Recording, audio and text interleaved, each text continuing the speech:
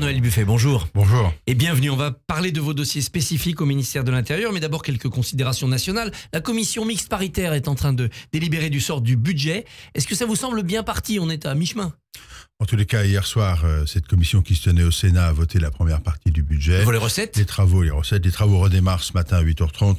J'ai plutôt bon espoir que les choses sortent avec une commission conclusive. On a l'impression que les parlementaires, ils ont écouté les élus locaux lors des cérémonies de vœux là, de janvier, qu'on leur a dit, pas de bêtises, il faut un budget, parce qu'on est vraiment en calminé. Oui, les élus locaux et la population qui réclament de la stabilité et qui demandent à ce qu'il y ait un budget. Il ne sera peut-être pas le budget le plus parfait que nous souhaitons, mais en tous les cas, il faut un budget à la France pour redonner cette stabilité, redonner à nos entreprises une visibilité, et donc c'est absolument nécessaire. Oui, on l'a entendu pendant tout le mois de janvier. La fausse note hier est venue du Rassemblement National qui dit attention, nous allons censurer peut-être parce qu'il y a une taxe électricité qui est inacceptable. Est-ce que le gouvernement est l'otage du RN? Je ne crois pas, mais le RN fait monter la pression, pour dire les choses très très directement, et je ne suis pas certain qu'il ait intérêt à voter cette censure lui-même. Je crois qu'il y a beaucoup d'agitation là autour, enfin dans les propos du RN. Gardons-nous de tout excès. Je crois que si nous tenons le budget tel qu'il est préparé, tel qu'il devrait sortir de la commission mixte paritaire, il serait déraisonnable pour le Rassemblement national de voter de nouveau une censure. Je rappelle que cette censure, elle a déjà coûté plus de 12 milliards d'euros à la France. 12 milliards, est-ce que vous ne noircissez pas le tableau? Pas du tout, ce sont les chiffres qui ont été donnés très officiellement par les services, les constats qui ont été faits. Je rappelle que s'il n'y a pas de budget, et s'il n'y avait pas de budget et qu'on reste sous régime spécial toute l'année, on aurait un déficit de l'ordre de plus de 7% tout de même, alors que nous essayons de contenir entre 5,1 et 5,3. Donc attention à ce jeu dangereux qui, pour des raisons politiciennes, je ne dis même pas politiciennes, pourrait placer le pays dans de grandes difficultés. Alors ce débat budgétaire, il a été perturbé par la polémique sur la submersion. Y a-t-il un sentiment de submersion, une submersion migratoire en France? Vous êtes en charge de l'intégration. Quel est votre diagnostic sur ce couple immigration-intégration aujourd'hui en France? Je pense que nous avons besoin de retrouver un véritable équilibre. C'est-à-dire qu'il faut être très ferme sur l'immigration irrégulière, c'est ce que j'appelle habituellement une tolérance zéro, et il faut être beaucoup plus actif sur l'immigration régulière et donc l'intégration. Quand je dis ça, c'est que je pense qu'il faut accueillir moins, donc il faut définir des stratégies. Je suis personnellement pour une immigration du travail qualifiée, nous en avons besoin, je dis bien qualifiée, et je suis pour qu'on se donne les moyens d'intégrer les gens correctement, c'est-à-dire l'apprentissage de la langue. Il faut un niveau de langue suffisant, il faut un niveau de connaissance de notre territoire suffisant, il faut s'assurer du respect des valeurs de la République française, c'est absolument fondamental, et c'est comme ça qu'on marchera sur deux pieds. Donc, moins d'immigration régulière, une immigration du travail plus qualifiée, et une capacité d'intégration, connaissance de la langue, respect des valeurs de la République contrôlée. Ça doit être une des conditions substantielle de la validation d'un titre de séjour. On l'avait dit à l'occasion des débats sur l'immigration en 2024. Et on avait beaucoup soutenu au Sénat cette position. Et je pense qu'elle est absolument essentielle. Sinon, nous n'y arriverons pas. Sous toutes ces conditions, l'immigration peut être une chance pour la France?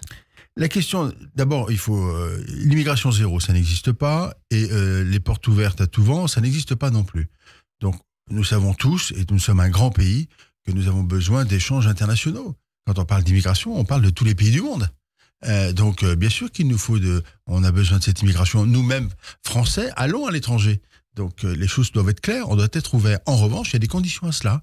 Et je pense que l'immigration en France, je le redis, doit être à dominante économique et une économie qualifiée. Je m'appuie sur un rapport de l'OCDE qui a 3 ans là-dessus, qui avait clairement comparé les différentes immigrations européennes, et nous étions les derniers de la classe, parce que nous avions une immigration massive et peu qualifiée, voire pas qualifiée. Donc il faut vraiment qu'on redresse la barre de ce point de vue-là, c'est extrêmement important. Même régulée, l'immigration sera dominée par des populations de confession musulmane. Et certains disent que ça porte donc un danger de radicalisation. Est-ce que vous le liez aussi? Est-ce que vous luttez contre cela? Il faut lutter contre l'immigration qui nous importe sur notre territoire, un islam radical que nous ne voulons pas et que nous combattons. C'est la raison pour laquelle, lorsque je dis que dans une immigration régulière, on a besoin que ceux qui veulent venir sur le territoire respectent les valeurs de la République, ça a un sens. mais qu'il faut que ce respect des valeurs de la République d'abord soit contrôlé naturellement, évalué, et que si tel n'était pas le cas, il puisse remettre en cause le titre de séjour qui a été accordé. Ça, c'est fondamental. Ils sont accueillis ici par des influenceurs qui les poussent à la haine, et quand on veut les expulser, vous n'y arrivez pas. Il faut absolument ne rien laisser passer, ça c'est très très clair.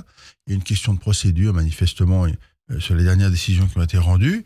Ça ne veut pas dire qu'il faut être ferme. On respecte le droit, on respecte la procédure, et ça me paraît légitime. L'avocat que je suis ne peut pas vous dire le contraire, mais ça n'empêche pas la fermeté et la clarté. Les actes antisémites ont connu une forte hausse en 2024.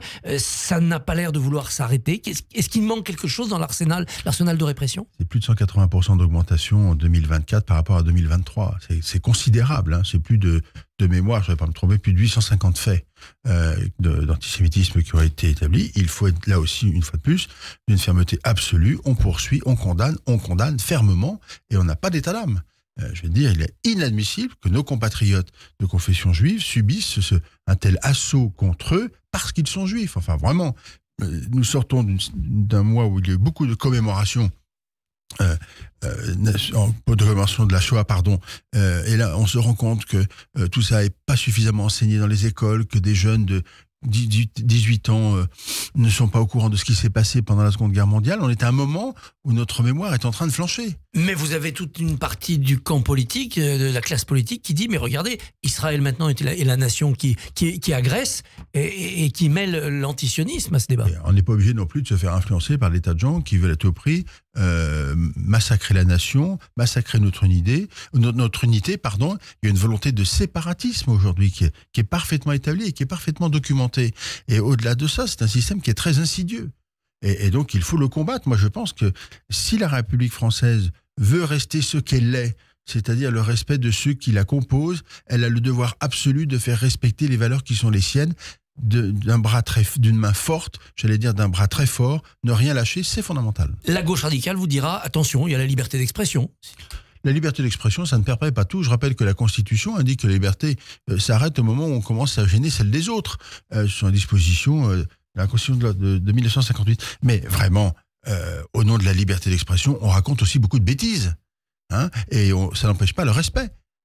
Pouvoir s'exprimer librement, ça n'empêche pas le respect. Et en tous les cas, la liberté d'expression n'empêche pas le mensonge. Et donc, on doit le combattre.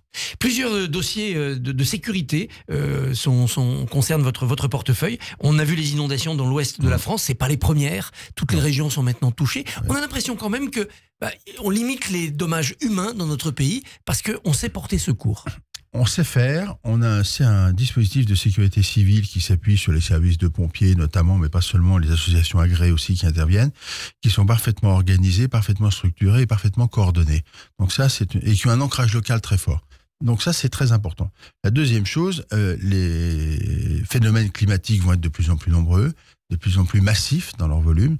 Donc nous devons aussi adapter notre propre dispositif, à la fois par les matériels, à la fois par les actions des personnels. C'est tout l'objet du Beauvau de la sécurité civile que j'ai engagé actuellement, et avec des réunions qui vont se tenir, y compris la semaine prochaine, avec un objectif d'avoir une stratégie déterminée avant l'été.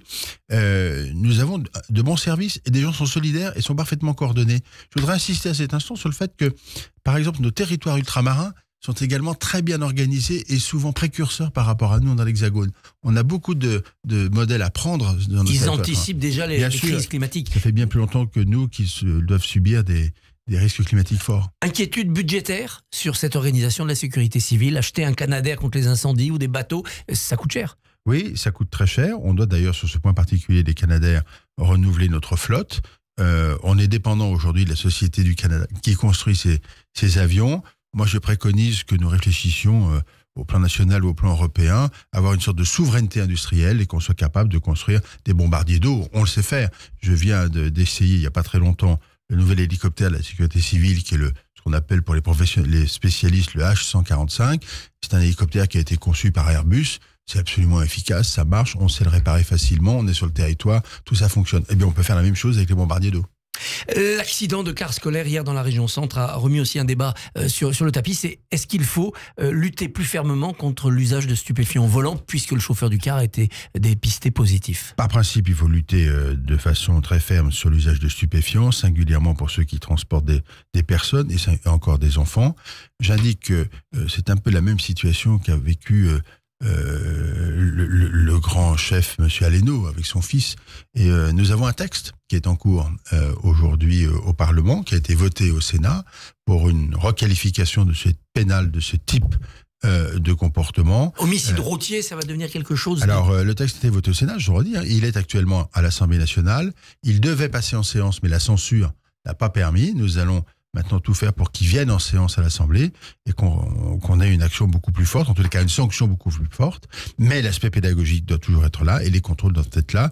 Nous allons cette semaine co-signer avec Bruno Retailleau et Philippe Tabarot un courrier à l'ensemble des préfets pour leur demander d'assurer des contrôles beaucoup plus sévères à l'égard des chauffeurs de bus d'une manière générale et donc il faut être très ferme, c'est absolument, on met la vie des gens en danger lorsque l'on prend le volant d'un véhicule d'ailleurs quel qu'il soit et qu'on est sous l'emprise de stupéfiants. C'est comme si c'était une arme par destination, je crois qu'il faut dire les choses comme ça et on faut être d'une fermeté absolue. Le narco, les stupéfiants, on en a de partout sur le territoire, on est envahi. On vient de voter un texte au Sénat cette semaine, qui était d'origine sénatoriale d'ailleurs, que j'avais préparé à l'époque quand j'étais président de la commission des lois. Il va venir à l'Assemblée, il donnera les outils pour lutter contre ce fléau. Vous êtes le ministre des élections, vous êtes favorable à la proportionnelle? Par principe, non. En tous les cas pour l'Assemblée nationale. Je considère que l'élection, c'est une personne et une population, et c'est donc une responsabilité facilement identifiable. Donc je suis par principe pas d'accord. En tous les cas, je souhaite que l'Assemblée nationale, ça reste un ancrage territorial fort. Maintenant, s'il y a des volontés de faire, on peut regarder s'il y a des progrès à faire. On va y travailler. On va travailler sur ces scénarios-là avec toute la prudence qu'il faut. Et je rappelle que nous souhaitons aussi revenir sur le non-cumul des mandats et autoriser ce cumul des mandats qui nous manque pour l'ancrage. Bruno Retailleau est devenu la nouvelle vedette de la droite. Il est à la une de Valeurs Actuelles, du Figaro. Retailleau 2027 pour la présidentielle, ça devient une possibilité, non? Écoutez, bien sûr que ça devient une possibilité. Dire le contraire aujourd'hui serait une erreur. Je crois qu'il faut être comme il est, c'est-à-dire assez raisonnable, étape par étape, faire son travail, se consolider. Tout le monde sait qu'une échéance électorale qui se tient à 2 ans réserve encore beaucoup de difficultés, beaucoup de montagnes à gravir. Et donc, étape par étape, pour ne pas être trop anglais et dire autre chose. Mais une des étapes, c'est de réformer le parti, c'est d'inventer un système La première étape, c'est d'abord celle d'avoir dans les fonctions qui sont les nôtres des résultats, la première chose. Et ensuite, ce sera sans doute le fait de reconstruire le parti, il en a besoin. François-Noël Buffet, merci, bonne journée. Merci à vous. Merci beaucoup Christophe, on vous retrouve lundi à 7h45. Radio J.